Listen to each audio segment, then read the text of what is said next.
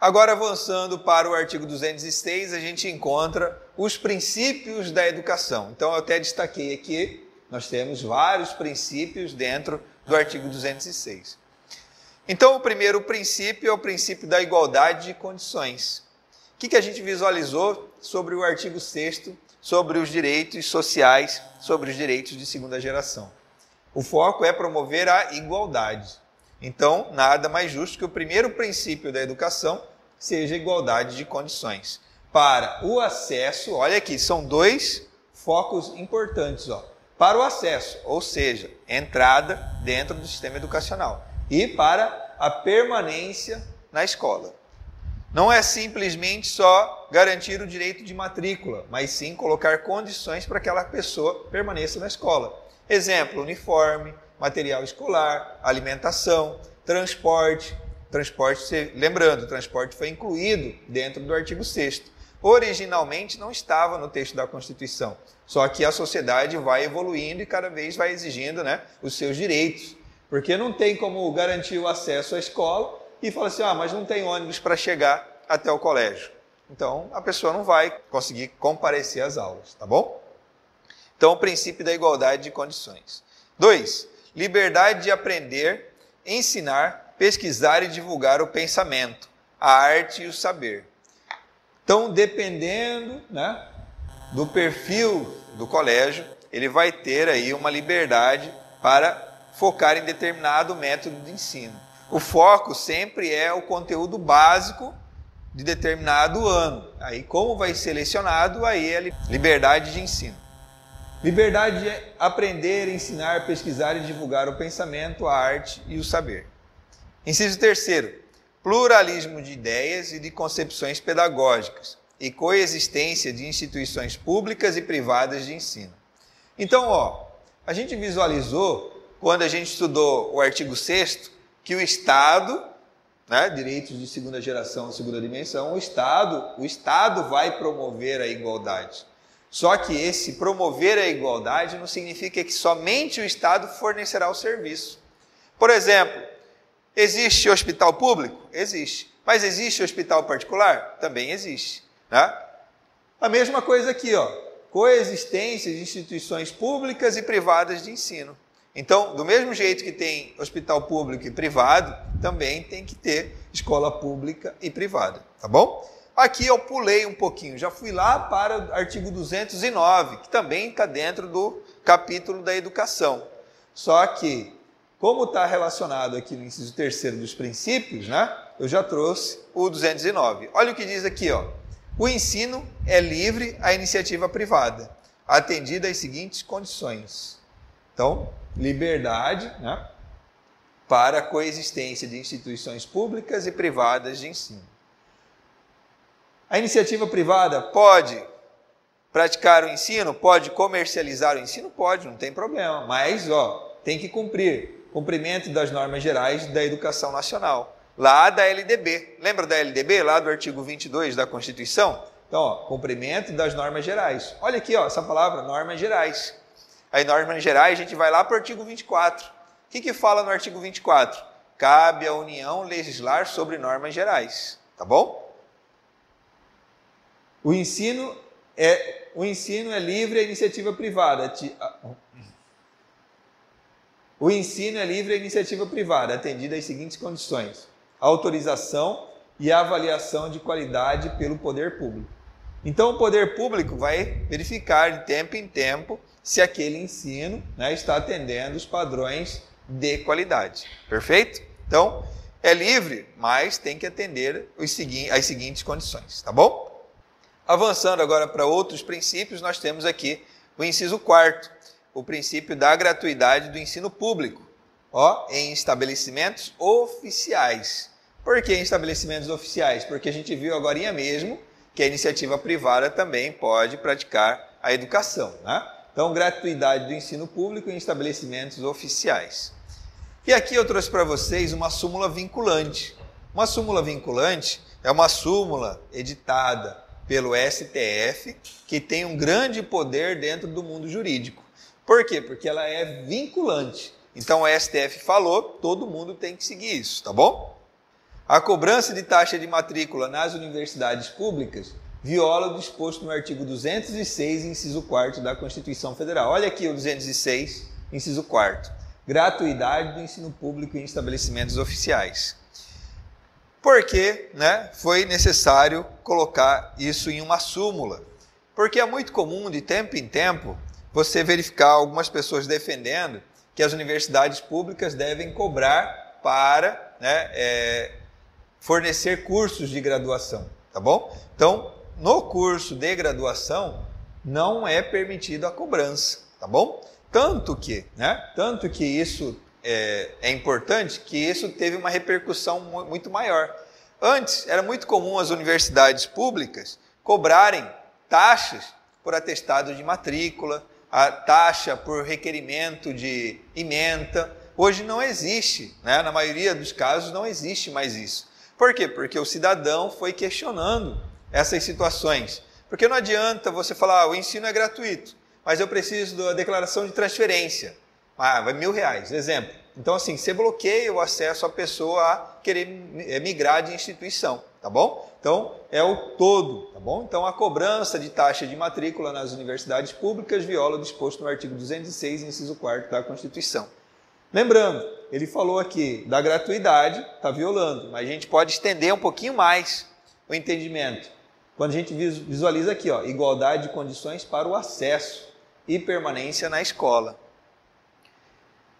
Porque uma pessoa vai pagar e outra pessoa não vai pagar. Então, é isso, a gente pode estender também para isso aí. Então, gratuidade. E avançando mais um pouco, eu trouxe aqui uma questão referente a esse assunto que caiu num concurso. Simplesmente copiando a literalidade da súmula vinculante número 12.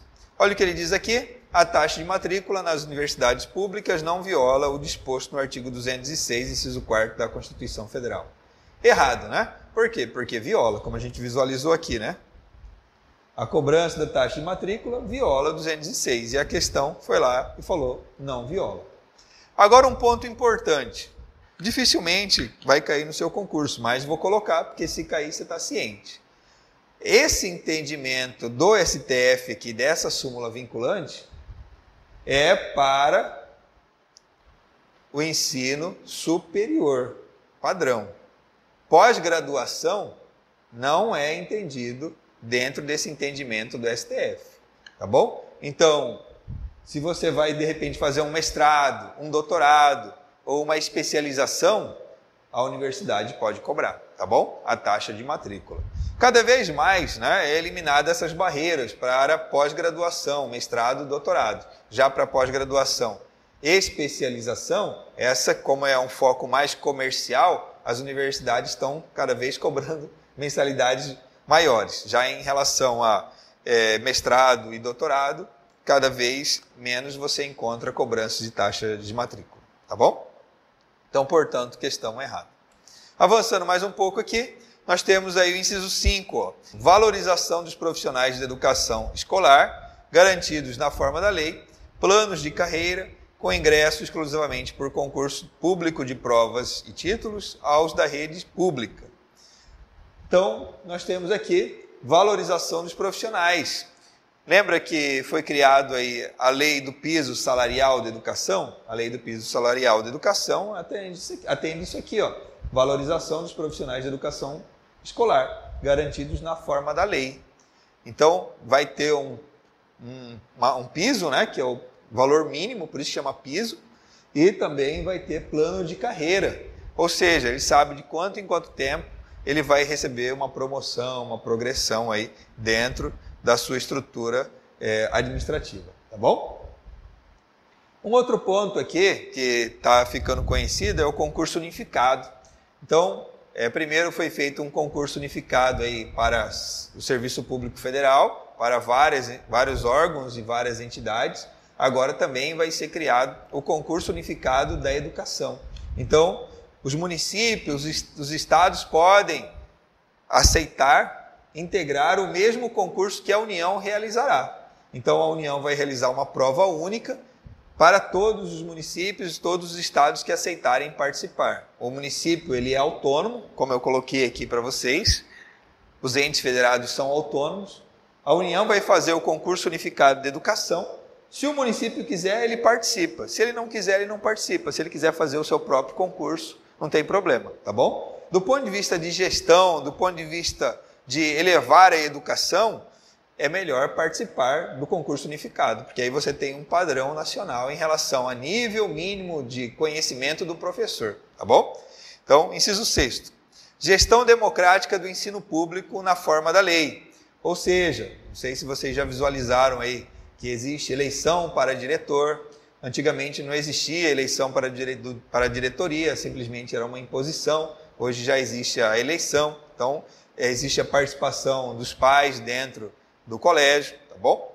Inciso 7º, garantia de padrão de qualidade. Então, esse garantia de padrão de qualidade também é um exemplo que eu coloquei para vocês aqui do concurso nacional unificado da educação. Inciso 8º, piso salarial profissional nacional para os profissionais de educação escolar pública, nos termos de lei federal. Complementando aquilo que eu comentei com vocês aqui, né, de valorização dos profissionais, nós temos aqui o inciso específico falando do piso salarial. Artigo 212-A. Aqui eu trouxe para vocês uma novidade do capítulo da educação. O capítulo da educação foi incrementado. Se você reparar aqui, ó, é o A. Significa que ele não existia no texto original da Constituição e foi incluído. Então tinha o 212, agora tem o 212-A. Ele fala aqui, ó, lei específica disporá sobre o piso salarial profissional nacional para os profissionais do magistério da educação básica pública. Então aqui eu trouxe 212-A como complemento do 206 que trata dos princípios. Perfeito? Artigo 206, inciso 9. Garantia do direito à educação e aprendizagem ao longo da vida. Então, você não está limitado apenas a fazer aí a educação básica, o ensino médio ou ensino superior. Você pode ter outros cursos fornecidos pelo próprio Estado aí como complemento. Tanto que a gente visualizou que nós temos 3 objetivos lá no artigo 205 da Constituição. E não é só simplesmente a preparação de força de trabalho, mas o exercício da cidadania e a sua valorização como pessoa. Parágrafo único. A lei disporá sobre as categorias de trabalhadores considerados profissionais de educação básica e sobre a fixação de prazo para a elaboração ou adequação de seus planos de carreira no âmbito da União, dos Estados e do Distrito Federal e dos municípios. Então, ó, vamos misturar tudo aqui. Ó. Então, uma lei disporá sobre as categorias de trabalhadores considerados profissionais de educação básica. Olha a diferença. Trabalhadores considerados profissionais de educação básica. Olha o que ele fala aqui, ó. Lei disporá sobre o piso salarial profissional para os profissionais do magistério da educação pública. Então, ó, profissionais do magistério, trabalhadores considerados profissionais de educação básica. Tem diferença? Tem diferença. Aqui eu estou falando dos profissionais do magistério da educação pública, ou seja, os professores. Aqui eu estou falando sobre os trabalhadores que estão integrando a educação básica. Por exemplo, a psicóloga, o auxiliar administrativo, a menina da limpeza, né? O rapaz que cozinha. Então, todas essas pessoas são trabalhadores da educação básica. Então, antes, o foco era somente no professor. Quando tinha uma distribuição a mais, né, em relação a recursos que eram destinados à educação, ele geralmente era destinado para o professor. Mas depois ampliou-se a visão, passando a considerar todo e qualquer profissional que está dentro do conjunto educação. Então, às vezes o professor deixa de exercer o magistério para ser diretor, coordenador, né, supervisor, mas ainda assim ele vai ser considerado aí como trabalhador da educação, tá bom? Então, hoje, o assistente social, o psicólogo, né, que trabalha aí nessa área educacional, ele é considerado trabalhador da educação básica e ele vai receber também os benefícios do Fundeb, que é o Fundo de Desenvolvimento da Educação Básica, tá bom?